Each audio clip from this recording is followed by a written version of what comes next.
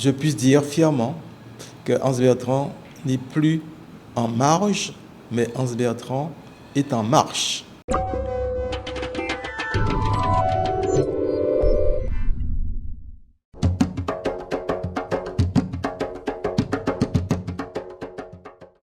Bonjour à toutes et à tous, je suis avec le maire d'Ans Bertrand, Édouard Delta, dans notre émission Le Pige au cœur des communes. Monsieur le maire, bonjour. Bonjour Daniel, bonjour ceux qui nous regardent à travers le Pige, les Ansoises, les Ansois, ainsi que les Guadeloupéennes et les Guadeloupéens. Alors, nous sommes venus vous rendre visite, monsieur le maire Ans Bertrand, parce qu'en ce moment, on ne parle qu'en d'Ans Bertrand. Vous avez reçu la visite du préfet, vous avez reçu la visite aussi du président du conseil départemental. Qu'est-ce qui se passe actuellement à Ans Bertrand?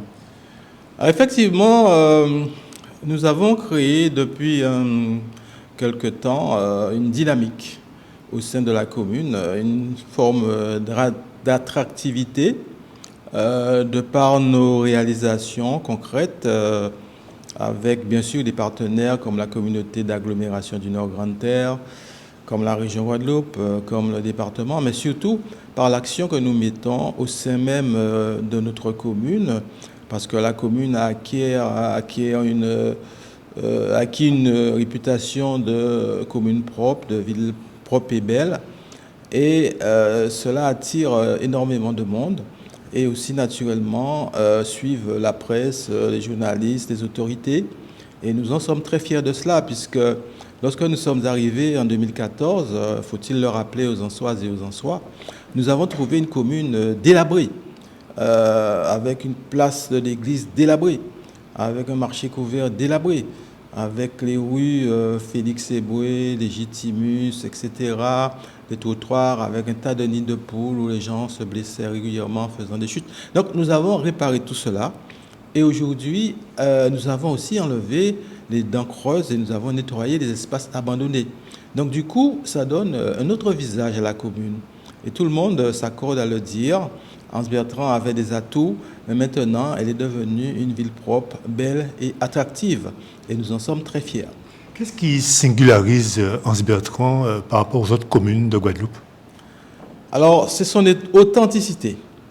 Parce que nous voulons, dans notre municipalité, garder cette authenticité. D'ailleurs, lorsque nous avons fait notre plan local d'urbanisme qui a été validé en février 2017, le PLU, chose qui n'est pas valable pour tout le monde, nous avons mis des règlements dans ce plan local d'urbanisme qui préserve l'authenticité de la commune ainsi que son environnement, sa biodiversité, parce que nous pensons que cela donne un cachet particulier qu'on ne trouve pas ailleurs.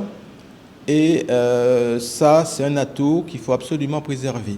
D'ailleurs, l'État ne s'y est pas trompé, puisque dernièrement, nous avons eu une reconnaissance, un diplôme de reconnaissance nationale pour l'action que nous menons en faveur de la biodiversité. Et tout cela aussi, nous en sommes très fiers. Vous voulez faire de Ans Bertrand une commune balnéaire sur le plan touristique? Oui, parce que Ans Bertrand a plusieurs atouts. Il y a un atout touristique que nous travaillons dessus. Il y a un atout agricole, nous travaillons aussi dessus. Et donc, concernant l'atout touristique, nous sommes en train de réviser notre plan local d'urbanisme. Il y aura 4 pôles de développement économique. Le premier pôle, c'est un pôle touristique où nous sommes en train de mener à bien une opération d'aménagement et de programmation sur une zone d'environ 28 hectares où il y aura, je dirais, un aménagement avec des lots d'environ 1,5 hectare, 2 hectares, avec un agri-parc, avec un parcours sportif, aussi des espaces réservés pour des gîtes ruraux, mais aussi des hôtels haut de gamme. Et donc, les investisseurs qui sont intéressés s'ils sont intéressés, ben, ils pourront avoir la possibilité d'accéder à un lot de 1,5 hectare ou 2 hectares pour faire leur projet.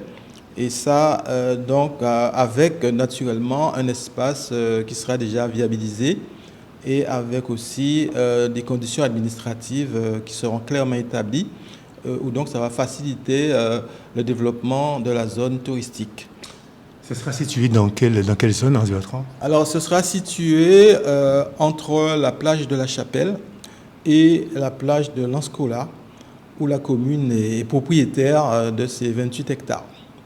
L'hippodrome aussi va emmener du monde, va drainer du monde. Sous la piste touristique, vous avez parlé aussi de gîtes, aussi d'hôtels. Comment vous voyez un peu ces structures? Alors effectivement, une des faiblesses de la commune d'Anse Bertrand qu'il faut absolument corriger, c'est de lui donner la capacité d'accueillir par des structures d'accueil type hôtel, peu importe la gamme, mais des quantités suffisantes de personnes pour atteindre un seuil économique, c'est-à-dire au minimum 100 personnes. Et donc, dans l'aménagement d'opérations programmées que nous faisons, ce sera de pouvoir avoir ce type de structure. Et l'hippodrome, justement, qui devrait pas tarder à être opérationnel, selon ce que je sais, ça va attirer non seulement les Guadeloupéens, parce qu'il y en a qui s'impatientent, il y en a qui me posent la question. Je me rappelle, pour une petite anecdote, le curé Eddy Coriolan, en juillet 2014, m'avait dit « Monsieur Limet, qui t'a en nous, l'église en nous ?» Et je lui avais répondu pour la fête patronale. Et effectivement, 3 mois plus tard, ça s'est fait. Alors, les gens guadeloupéens me disent Monsieur Delta, qui t'a en nous, hippodrome en nous. Certes, c'est la région qui est la maîtrise d'ouvrage de l'hippodrome. La commune, bien sûr, a participé en mettant à disposition du foncier, mais c'est la région qui est maîtrise d'ouvrage. Et je pense que les Guadeloupéens attendent avec impatience la mise à disposition de cet hippodrome. Monsieur le maire, lorsqu'on vient à Anse Bertrand, on a toujours ce sentiment d'apaisement, de tranquillité. Comment on fait pour garder justement cette ambiance au sein d'une commune et aussi de territoire qui bouillonne? Alors, comme je l'ai dit, à Anse Bertrand, son cachet, c'est l'authenticité. Et aussi, nous faisons un travail important qui n'est peut-être pas visible en termes de construction, mais en termes de collaboration, de communication, d'action sociale, qui est effectif puisque nous nous occupons des jeunes, de notre jeunesse.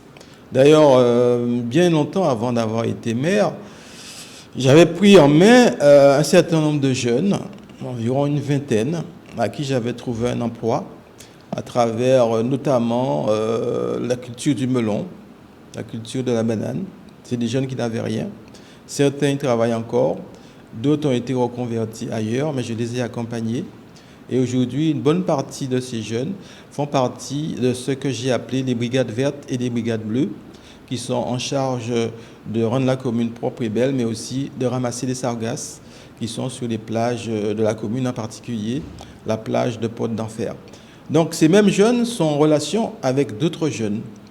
Et donc ils ont aussi quelque part la mission de faire le lien entre ces jeunes potentiellement qui pourraient basculer et la municipalité pour pouvoir entretenir ce climat de confiance, cette relation de confiance. Au niveau du tissu associatif, vous en êtes où au niveau du dynamisme? Quelles sont les relations que vous avez avec les associations dans Anse Bertrand? Alors, Anse Bertrand est bien doté en associations. Il y a 32 associations sur le territoire de la commune d'Anse Bertrand. C'est pour ça que nous avons à cœur de réaliser un projet qui s'appelle la Maison des associations. Et en ce sens, je tiens à remercier Monsieur le préfet de la région Guadeloupe, ainsi que Monsieur le président du conseil départemental, qui vont nous aider par des subventions à réaliser ce projet, la construction de la Maison des associations. Donc ce sera un endroit dédié aux associations de la commune, mutualisé, réglementé, où chaque association pourra trouver quelque part pour se réunir et pour mener à bien ses projets et les actions communales ou hors de communales. On a vu récemment que le préfet vous a rendu visite et a aussi affirmé que vous avez une bonne gestion. On a vu aussi la semaine dernière la visite du président du conseil départemental, Guy Losbar. Vous proposez de signer un contrat à pays. Dans quel état d'esprit êtes-vous quand vous entendez que l'État vous accompagne ainsi que les institutions majeures?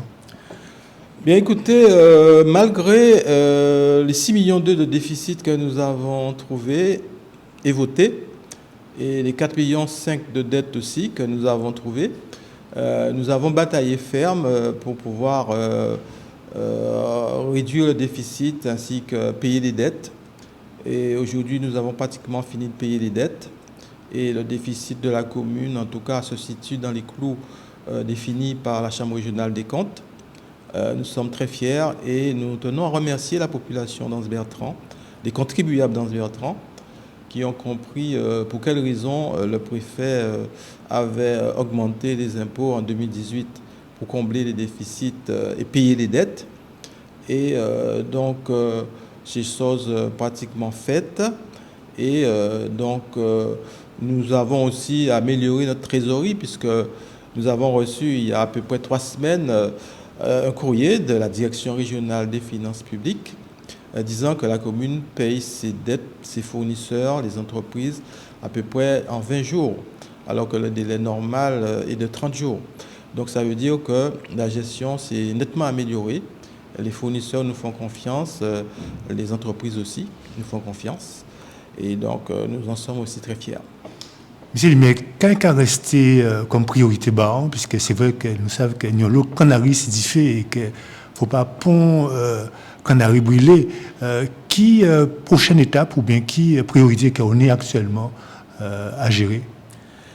Écoutez, nous avons des projets majeurs qui sont en cours et qu'il faut lancer impérativement avant la fin de l'année 2025. Je vais en citer quelques-uns. C'est le plateau multisport couvert qui sera dans l'enceinte du stade Lilian Thuram. C'est un plateau couvert aux normes de fédération qui permettra de pratiquer des sports en salle comme le basketball, le volleyball, le handball, mais aussi des sports de combat, de la danse, et qui sera mis à disposition aussi bien des associations sportives que les seniors ou les enfants scolaires. Et donc, ça va encore améliorer, je dirais, le lien social et sportif dans la population et aussi, d'une manière générale, le bien-être de la population. Nous avons également le projet de centre social dont la construction a été confiée à la société publique locale Cœur d'énergie. C'est un projet qui avance bien. Très prochainement, nous ferons une visite de terrain avec la Caisse d'allocation familiale, la Caisse générale de sécurité sociale, ainsi que la maîtrise d'œuvre pour préciser le projet. Également, la maison des associations que je viens de dire, qui va être en fait plus facile à réaliser parce que nous allons transformer un bâtiment existant, c'est celui actuellement où il y a la police, le CCAS et le service de sécurité, qui seront bientôt transférés à l'ex-bâtiment DDE Route de Guadeloupe, qui s'appellera dorénavant le bâtiment Arigène. Et à la place, nous allons transformer ce bâtiment-là en maison des associations. Nous avons à cœur de repeindre l'extérieur de la bibliothèque municipale pour lui donner un autre visage et construire à Campêche un city-stade, un peu comme celui que nous avons fait à Guéry avec la région Guadeloupe, pour permettre aux jeunes de Campêche de pratiquer tous les sports, ainsi que les adultes aussi, et dans la mesure du possible, faire un terrain de pétanque à côté de ce city-stade de Campêche. Monsieur le maire, lorsqu'on parle d'Anse-Bertrand, on pense souvent à Lilian Thuram. Quelles sont vos relations avec Lilian Thuram? Personnellement, j'ai de bonnes relations avec lui, puisque on est en contact, je dirais, assez souvent.